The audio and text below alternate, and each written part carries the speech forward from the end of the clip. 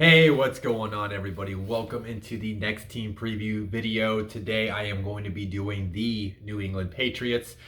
This is your first time tuning in. Give you a quick rundown what you can expect. I'm going to give my feelings on Bill Belichick. I'm sure that's going to be very short because he is he is the GOAT of all coaches.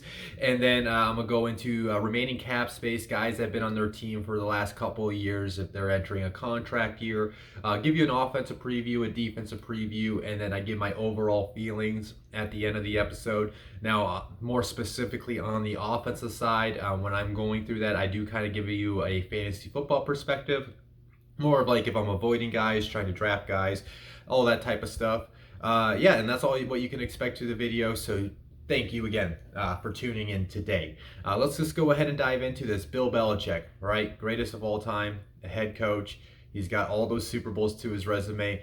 What more can you ask out of him? Yes, the Patriots had a down year. I mean, who didn't expect the Patriots to have a down year when Tom Brady left last year? Now, obviously, that's led a lot of people to question if it was more of Tom Brady than Bill Belichick, because Tom Brady goes down to Tampa Bay and wins that Super Bowl in the first year. And then you see, for the first time, like in ever underneath Bill Belichick, the Patriots went and spent a bunch of free agency money to help build up their roster. I'm sure Bill deep down inside is like, all right, I got to prove myself. I can at least take this team on a deep playoff run.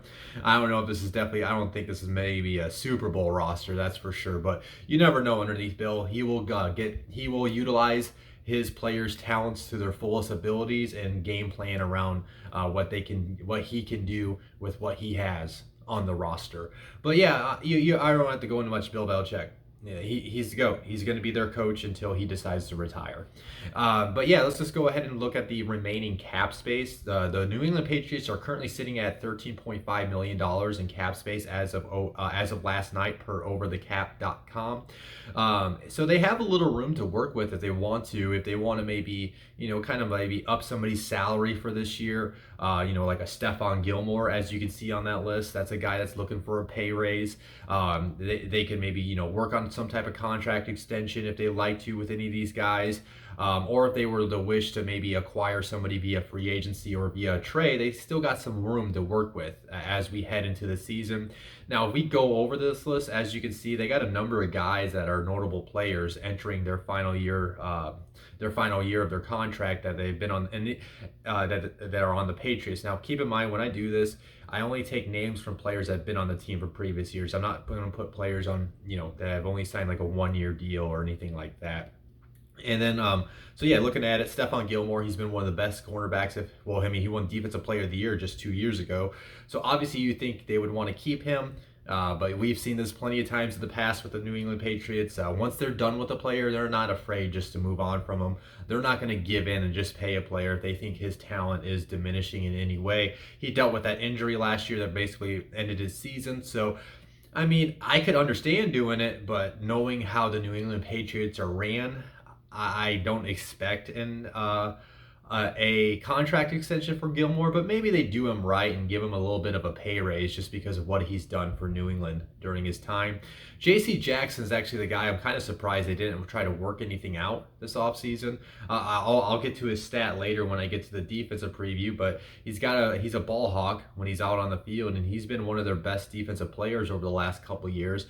And if I remember right, he's an undrafted player. I knew when I was with Blitz, we thought highly of him. We were very surprised he went undrafted, and then he's blown up to be one of their good players. He's outplayed his undrafted position, so you think they would want to, give him a nice little pay raise, give him an extension, and keep him on the roster. So that's the name I'm kind of watching prior to the season to see if they can work out anything with them. Now these other guys, I don't see this happening. Like, Devin McCourty, as great as he's been in his career, he's an older veteran. I don't see that happening. Same thing with Dante Hightower. Same thing with James White. Those three guys, I think if those three guys want to be on the team next year, or Bill wants them on the team next year, he'll offer them a contract after this year. I don't see anything worked out prior to the season for those older veterans.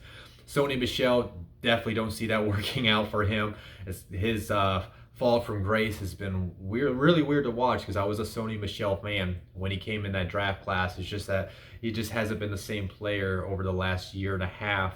And they got this guy I'm going to talk about here soon that I'm thinking highly of Damian Harris. So I definitely don't expect that to happen. There's even some people think that Sony Michel could be a potential cut candidate at the end of this month. I don't think that will happen. I don't see why they would, but you never know. And then Juwan Bentley, he's a younger linebacker on their defense. He really showed up in his rookie year. He left last year at some point with an injury. I don't really see them offering him a contract extension. That would be a guy, I think, if they decide to keep him in their future plans, they'll offer him something at the end of the season. But yeah, that's but other than that, that's their notable players entering contract year. Again, they have some room to work with if they want to maybe give a guy a pay raise or maybe go acquire somebody. But I'm going to go ahead and get into this. We are going to do the offensive preview. Now, these projected starters, these are per Pat Pryor. You can follow Pat at Pryor NFL. I've talked him up on some of my previous videos. I believe this is the last team I'm doing for Pat. Now, these projected starters, really quick. This is pulled from the Prospect Encyclopedia. That'll be coming out here in the coming weeks. Once I get more details on that, I will let you guys know. There's just been a slight delay on that. And then if you see any stars next to the names listed, just keep in mind those guys are inside the Prospect Encyclopedia. They got a scouting report on them for the upcoming NFL season for you to check out. And basically, to make the Patriots top 22 list in that book, you have to be from the last 3 draft classes. You cannot have more than 12 regular season starts. So these are guys that are gaining still meaningful NFL experience in the league. And if they make that list, that means that we think highly of them. They are either like future stars or future role players or just future, core special team players when you get to that bottom of that list.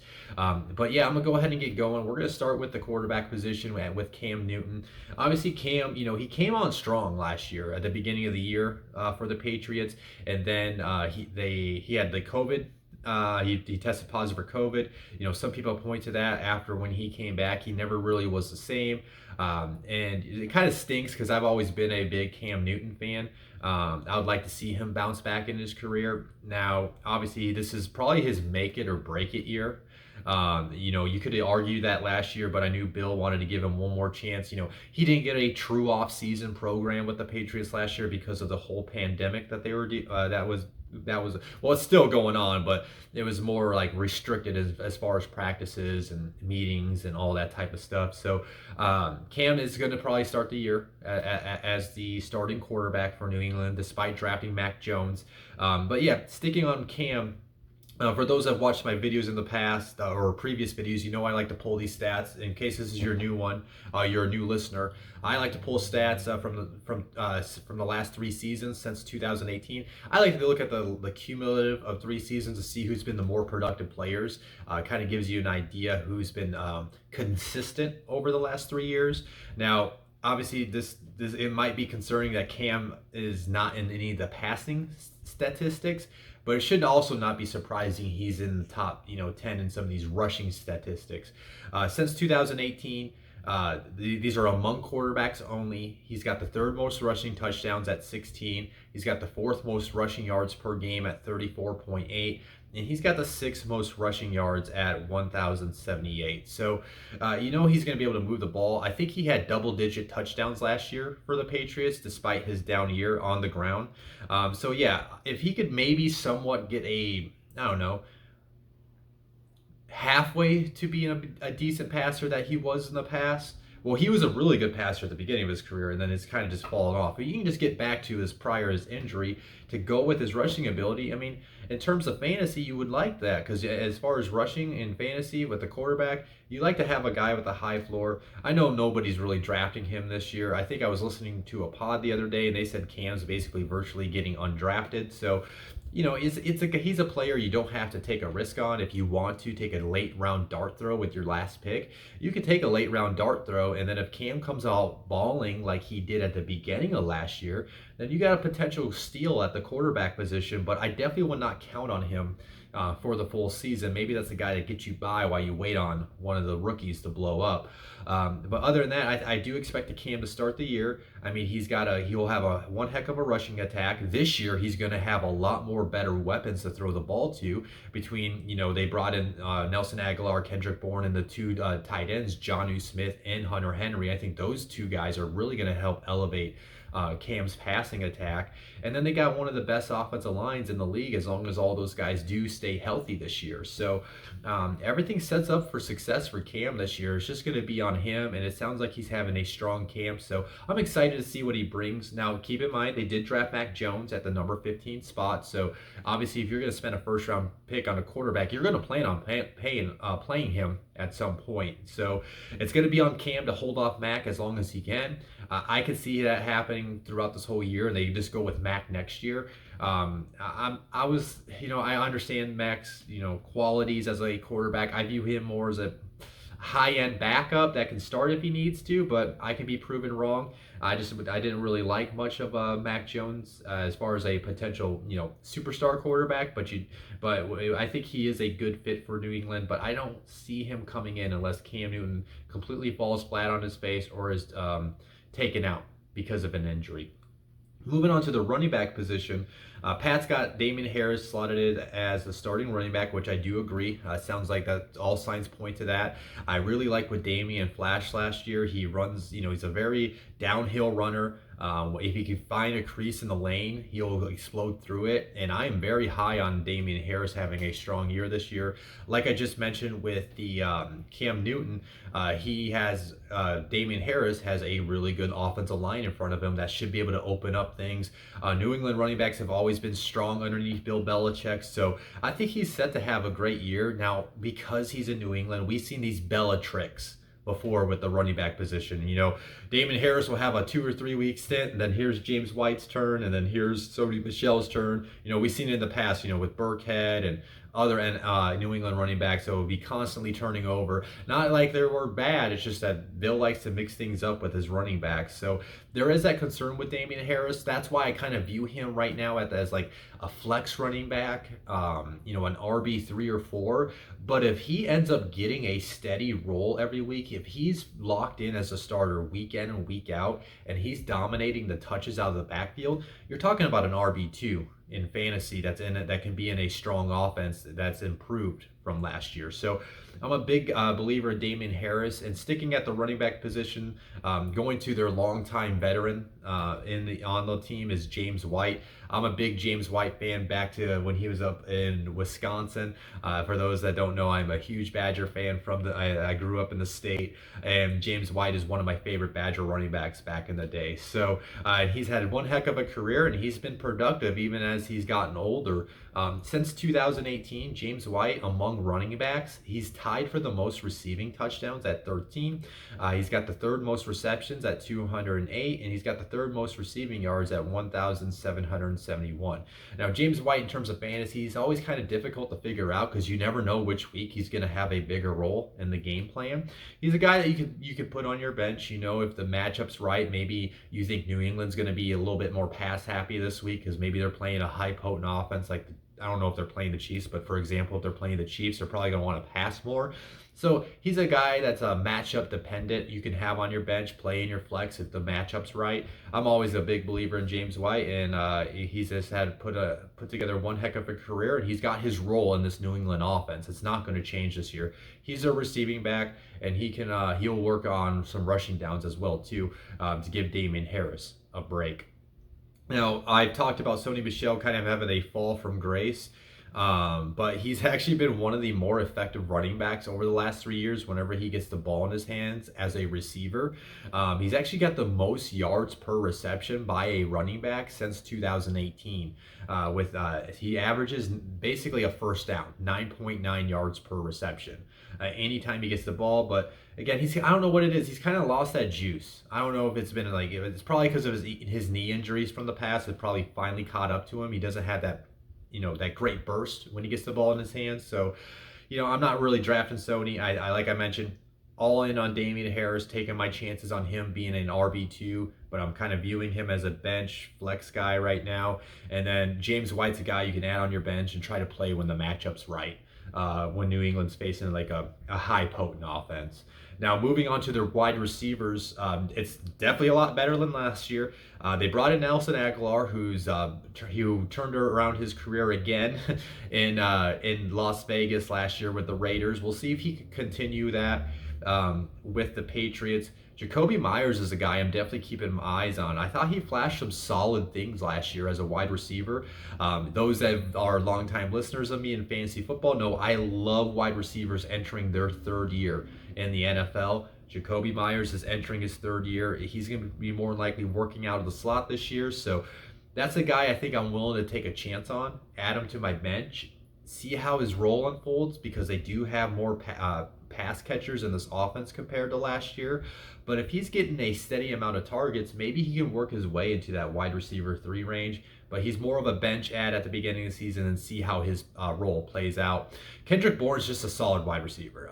He's nobody you really want to add in fantasy, but he's a good wide receiver to have on your team in real life football. So those guys, those 3 starters that Pat's got projected, they're not like true alpha dogs, but they each have their role. Nelson's going to be able to stretch out the field because of his speed.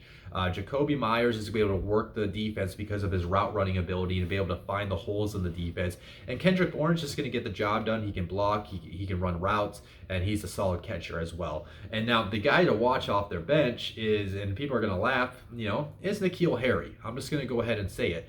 I didn't talk him up. I just mentioned that he, in my year 3 video, that's my first video that I did post on the channel. You can go back and watch that. Nikhil Harry is entering year 3. So by year 3, that's when the team, that's usually when a receiver is comfortable in the scheme he was drafted in. That's when he's comfortable, finding holes on the defense. Typically, they're improved as a route runner by year 3. And that's usually when you see the uptick in production. And the reason why I point out Nikhil Harry is he did ask for that trade. It sounds like New England does not want to trade him. I mean, we're like almost 2 weeks in camp. And based out on all the reports we're hearing out of New England for the past couple weeks, Nikhil Harry is actually putting on a good, impressive performance in training camp. So that's a guy to watch. I understand you don't want to draft him because he fell flat on his face over the last couple years. But if he were to, earn a starting role in this offense, and him and Cam can connect on some catches at the beginning of the year, maybe that's a guy you go pluck off the waivers, and all of a sudden you got a guy that can work his way into a wide receiver 3 on your roster. Just watch him at the beginning of the season, and then keep an eye on him. I know this is kind of getting away from New England focused stuff, but if Nikhil Harry were to get traded prior to the season to maybe like a spot like Detroit, where he would be pretty much placed in the starting lineup, that's a guy you probably want on your roster, because volume is king. You always want the wide receivers that are going to see a bunch of targets. Again, see how that plays out. But overall, it's a solid wide receiver group. But unless Nikhil Harry lives up to his first round draft selection, I just don't see a lead dog in that group. We'll have to see who eventually emerges as the target leader in the group. But to be honest, where those targets are probably going to go is to the tight ends that they're paying a lot of money. Because I've said this before in previous videos, sometimes in fantasy, you just want to follow the money. And they brought in Jonnu Smith and Hunter Henry. Jonnu Smith from the Titans, Hunter Henry from the Chargers. Starting with Jonnu Smith, since Pat's got him, they're both basically starters. They're 1A, 1B. It doesn't matter who you would put into this, but in the Prospect Encyclopedia, we only list one starting tight end. Jonnu Smith actually is tied for the 6th most receiving touchdowns by a tight end since 2018. He's got 14. He's a very interesting tight end because he's so athletic. I posted this on my Twitter about 2 months ago. Where it was a couple years ago, where he basically lined up as a running back and he took a pitch and ran down the sideline for 50 yards. So he can be used as a running back if he needs to. I think Bill Belichick has even in previous press conferences when they play the Titans, Bill Belichick talked about his rushing ability. So I think he's going to be used in a different variety of ways, especially as they get closer to the end zone. Maybe they could use him in a wildcat formation and mix things up with him, Cam, and Damian Harris, Sony Michel, and James White. There's going to be a variety of ways they can get creative as they get closer to the end zone with Jonnu Smith. He's definitely a guy where, because they also have Hunter Henry, he's just basically a borderline tight end one, because you don't know his exact role this year, and you don't know if he's going to out target Henry. So you just got to kind of play the waiting game on that situation. And then when you take a look at Hunter Henry since 2018, he's got the fourth most receiving yards per game at 48.7, and he's got the fourth most fantasy football points per game at 11.3. Now those two stats are among tight ends only, so he's very productive when he's on this field. But that's been his whole issue his whole career, is when he's on the field. He's always dealing with some type of injury. And I've loved him back to his Arkansas days when he was in college. And I always try to get him in when he was in Los Angeles. But then, he'd always be hurt. And it sounds like he just got hurt in training camp. He's only going to be missing like 1 to 2 weeks. He's expected to be at the week 1 starting spot. So, he's a guy where I think if I was willing to take a chance on one of these tight ends, I actually do lean towards Henry because of I think he's more of a consistent receiver than Jonnu Smith. Jonnu Smith can have inconsistent weeks, as he has in the past. And as I just pointed out, he's in when Hunter Henry's on the field, he's been a top 5 producing tight end in this league. But we just want to see a full 17 games out of Hunter this year. And then moving on to their line, like I mentioned, they have one of the best offensive lines. They have their first-round pick, Isaiah Wynn, who's finally getting comfortable as his first part of his career started with an injury. Micah Onwenu, I think I just totally butchered that, but he came on strong as a rookie last year. David Andrews is a very solid center, as well as Shaquille Mason, and they brought Trent Brown from the Raiders. So we'll see if Trent Brown can turn around his career. He didn't really do much in Las Vegas, was missing a lot of time, but I think he can return to that status that he had when he was previously in New England. So this is definitely a top 10 offensive line unit. And overall as a whole, I mean, this offense, it's a lot better than last year. I do have my concerns, like, is Cam going to be a Cam, or are they going to switch to Mac, and how does the offense look around Mac if he comes in? And like I said, there's no true lead dog alpha in the wide receiver room, but I think they got enough to move the ball. And I think this is going to be a lot better offense than last year. It's more of more of a middle of the pack offense. I don't really see this being a high potent offense. Now, I do have my concerns if this team does face a Chiefs, the Bucks. I know they play them this year. A very good offense. I think they could struggle, and if they ever find themselves in the shootouts, if the defense can't slow down the opposing offense, I could see this offense having a lot of struggles if they get down like 14 points early in the game. But yeah, I'm going to go ahead and keep it moving to the defense. Obviously, the defense is always strong underneath Bill Belichick. It was a little bit of a letdown last year because of they had like 8 or 9 guys opt out of their defense last year because of the pandemic, which really took an effect. But they brought in a lot of different names this year, and they still have some of the more high-producing players from the last 3 years. Taking a look at their defensive front, as far as the interior, they still got Lawrence Guy, who's been very strong. And then they bring in some underrated defensive linemen in Devon Godchaux and Henry Anderson. Both those guys are not your household names, but they are very solid at what they do. So that's going to help out their interior of the defense to be a lot better against the run this year.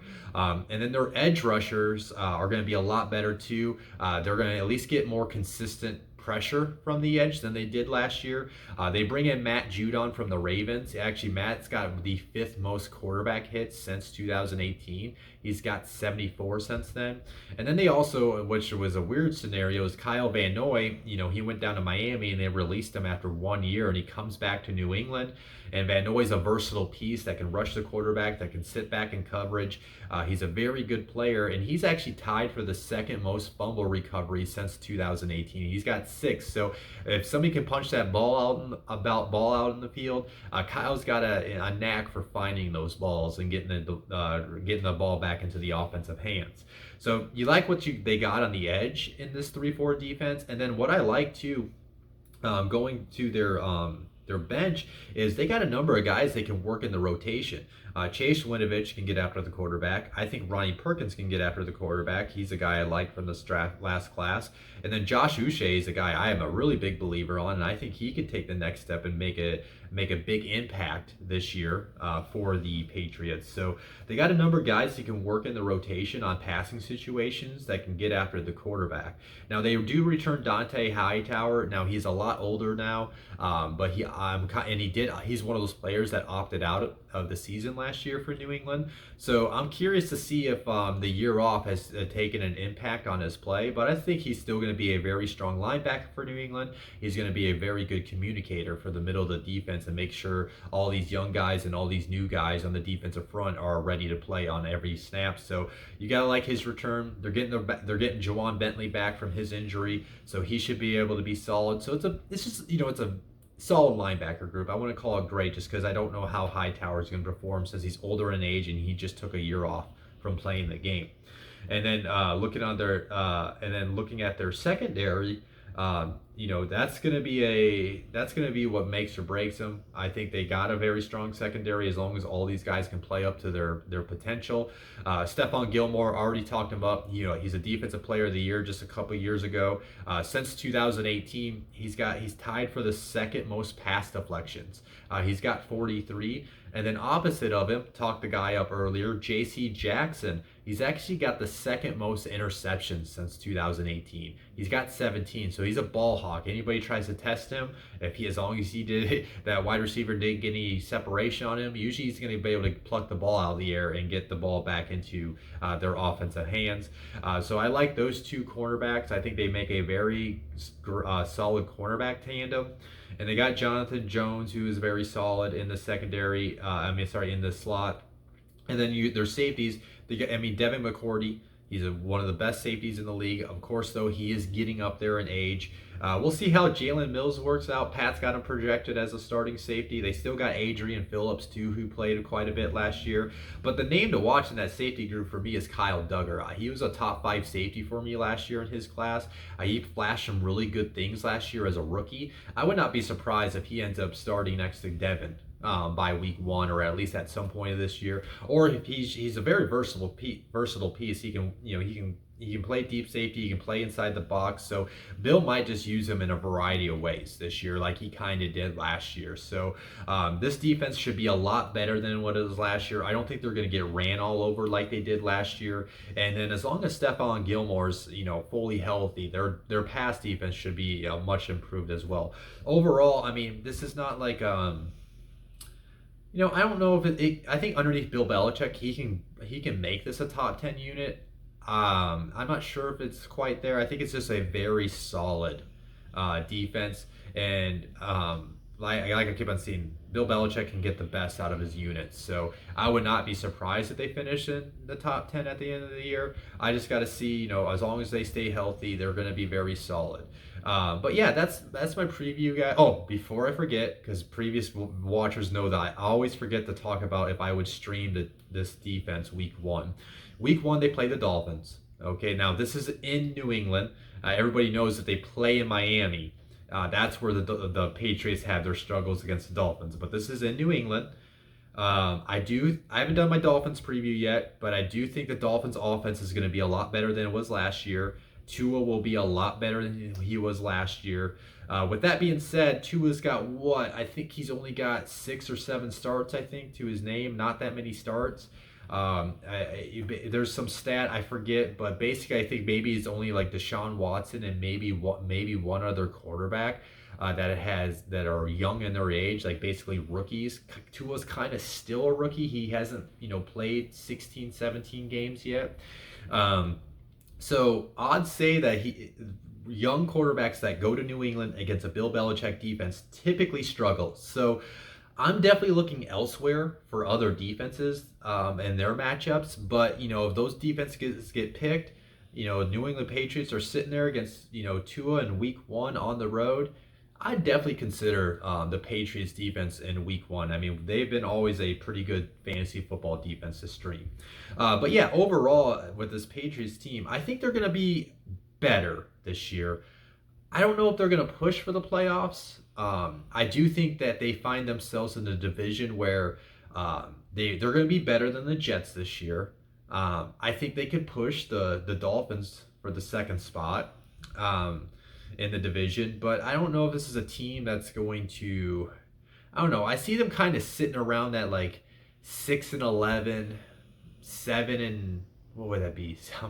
7-10, 8-9, and then maybe if everybody stays healthy on this team, if Cam can play somewhat of the good Cam that we've seen in the past, maybe they get to that 9-8, 10-7 record and crack in as a wild card. I kind of point to they're going to be a middle of the pack team that either barely misses the playoffs or they barely crack in to the postseason. And I kind of do lean, I could see them cracking into the postseason if Bill Belichick gets the best out of this roster. But yeah, other than that, guys, that's my video for today. This one went a little long. There was a lot of Patriots that, as you guys know, that had a lot of stats I had to cover that I collected this summer. But yeah, that's today's video. I do thank everybody for tuning in. If you watch this whole video, I really do appreciate that. If you haven't subscribed to my channel, please subscribe, guys. It's my goal to get to 100 subscribers by the time the season kicks off. I want to be able to provide you guys content forever if I can, you know, as I grow this thing and be able to upgrade my equipment and whatnot. My next team will be the Arizona Cardinals. I will be doing that tomorrow at some point. But yeah, thank you for tuning in. Subscribe to my channel, like this video, and if you could do me a favor, go tell a friend and suggest them to check out these team preview videos that I'm doing this summer. Later, guys.